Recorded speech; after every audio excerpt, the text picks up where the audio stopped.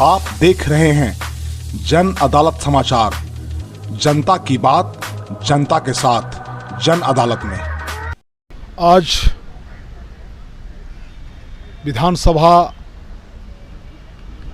का जो शीतकालीन सत्र है, आज उसका आखिरी दिन है। मेरा जो यहाँ आने का जो मुख्य उद्देश्य था, चूँकि ये संस्था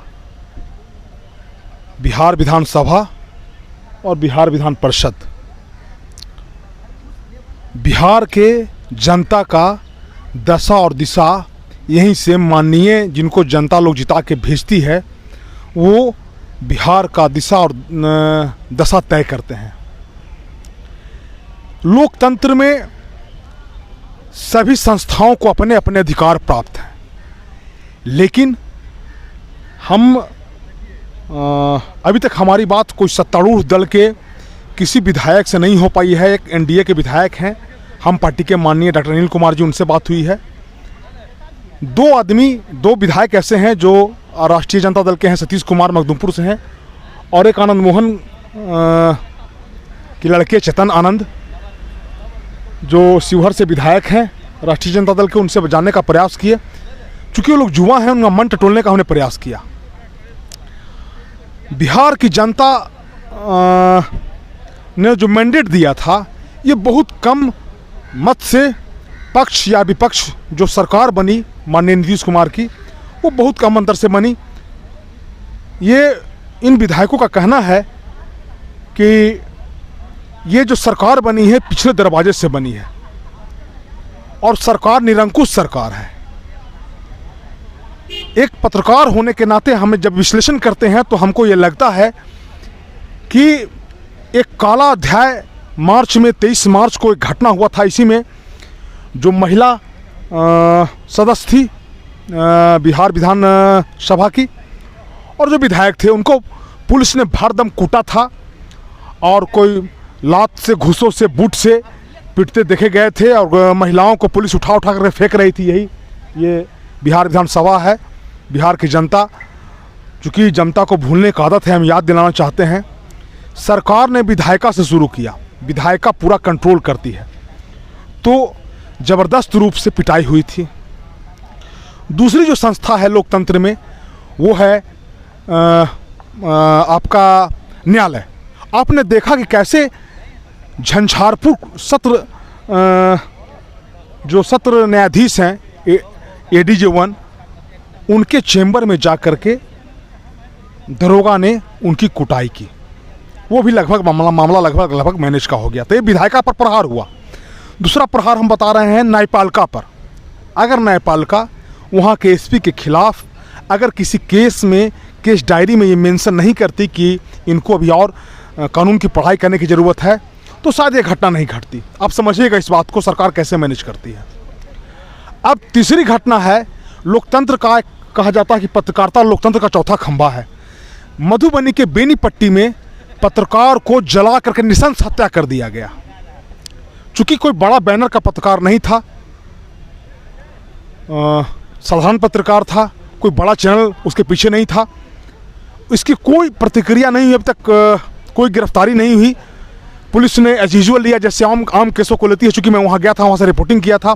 मैं पटना में जमा हूँ। मैं प्रयास करूँगा कि ये यहाँ बिहार के डीजीपी, बिहार के मुख्यमंत्री, विरोधी दल के नेता के पास इस मामले में संज्ञान ले। चूँकि बेहद गरीब परिवार, ब्राह्मण समाज से लड़का आता था, बहुत गरीब परिवार से आता था, उसकी जला के नृशंस हत्या कर दी गई। अब देखिए, अब घूमते घूमते बात आ जाती है, कल आपने देखा कि बिहार के श्रम एवं नियोजन मंत्री हैं जीवेश मिश्रा। जीवेश मिश्रा कल जब आ रहे थे, सदन चल रहा है, जब वो आ रहे थे तो जो कांस्टेबल था उनको रोक दिया गया। रोक करके डीएम और एसपी के काफिला को उन्होंने पास करवाया। आप इस बात को समझिएगा, क्या प्रोटोकॉल है। विधायिका मालिक होता है और उसको इम्प्लीमेंटेशन करने का काम कार्यपालिका करती है, लेकिन एक विधायक और एक मंत्री के, बिहार के मंत्री के गाड़ी को रोक दिया जाता है। आपने देखा कि कैसे 10 बजे रात में कुछ नौजवान पत्रकार ही मिल रहे थे। गणेश सम्राट हैं, वो फर्स्ट बिहार के लिए काम करते हैं, किस्मत करके हैं। वो लोग पहले वो दोनों कार्यकर्ता से जो 11 बजे रात में वहाँ गए, इन्होंने ऑपरेशन किया और ये देखा कि पटना के एसपी और डीएम कैसे गए हुए थे, उपेंद्र शर्मा और डॉक्टर चंद्रशेखर हैं जो डीएम है पटना के, वो रात में 10 बजे रात में मैनेज करने के लिए गए हुए थे। उसके बाद उनका सीधे सीधे स्वर बदल गया, सीधे सीधे स्वर बदल गया और ये कैसे उन्होंने अपने बयान को बदला कि हम लोग का समझौता हो गया। आप इस बात को समझिएगा कि कैसे जलील किया जाता है मंत्री को। मंत्री बिफरे हुए आए और उन्होंने विधानसभा के अध्यक्ष से विशेषाधिकार नोटिस का मामला किया, कार्य मंत्रणा समिति की बैठक हुई, सारा तामझाम हुआ, सारा हुआ।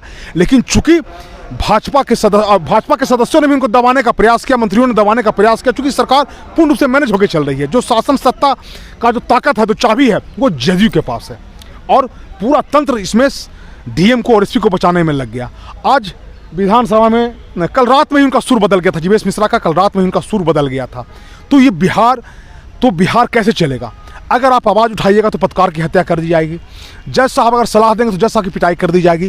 तो ये एक सरकार चलाने का क्राइटेरिया क्या है? बिहार के जनता को हमारा यहाँ से ये कहने का, ये करने का, बताने का ये है कि बिहार के जनता क्या चाह रही है, क्या सोच रही है, और ये जो मालिक मुख्तार लोग हैं यहाँ बैठे क्या सोच रहे हैं। अभी मुजफ्फरपुर में देखिए, अभी जाड़ा का दिन आ गया, हर जगह कैंप लगता है, आँख का ऑपरेशन होता है। लगभग 50 ऐसे रोगी हैं जिनका आँख का ऐसा कौन डॉक्टर है भाई, कहाँ से डिग्री लेकर के आया, ये भी जांच नहीं होगा। चूँकि मंगल पांडे हैं, मंगल पांडे का ऐसा कारनामा है कि इसके बारे में कुछ कहा नहीं जा सकता है।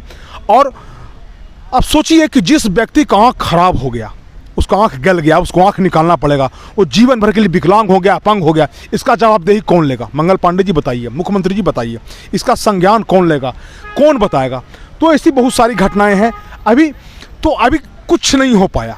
विधायक जी पिटाए, मामला चला गया, जज साहब पिटाए, हो गया, आँख फूट गया, हो गया, ख़त्म हो गया कहानी। रहा साहब ये बिहार सरकार के मंत्री, तो जिस हिसाब से मन मिजाज बढ़ रहा है, जो प्रशासन में बैठे हुए जो लोग हैं जिनको सत्ता का संरक्षण प्राप्त है, देखिए हम कहानी बताना चाहते हैं कि भगवान शंकर ने भस्मासुर को वरदान दे दिया था कि जिसके सर पर हाथ रखोगे वो जल के भस्म हो जाएगा। तो भस्मासुर ने कहा कि पहले लाइए, हम आप ही को रखते हैं।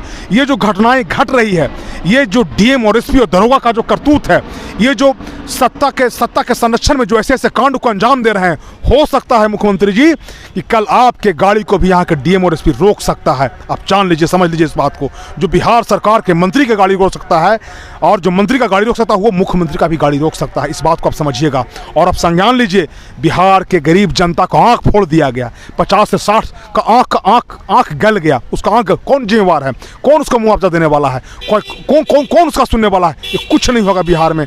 बहुत बड़ा कांड बिहार में हुआ, सब का पटाक्षेप हो गया। लेकिन चूंकि हम लोग आवाज़ उठाने वाले लोग हैं, हम लोग निरंतर अपने काम को करते रहेंगे, आवाज़ उठाते रहेंगे, जनता के बीच में जाते रहेंगे, इसलिए आज हम यहाँ ढकढकाने आए हैं आपका दरवाज़ा ये। चूँकि अभी और हम प्रयास करेंगे कि कुछ ऐसे लोग हैं जिनसे हम बात करने का प्रयास करें, जानने का प्रयास करें कि सरकार की मंशा क्या है और कैसे सरकार और बाकी जो बचा हुआ कार्यकाल है सरकार कैसे चलाएगी।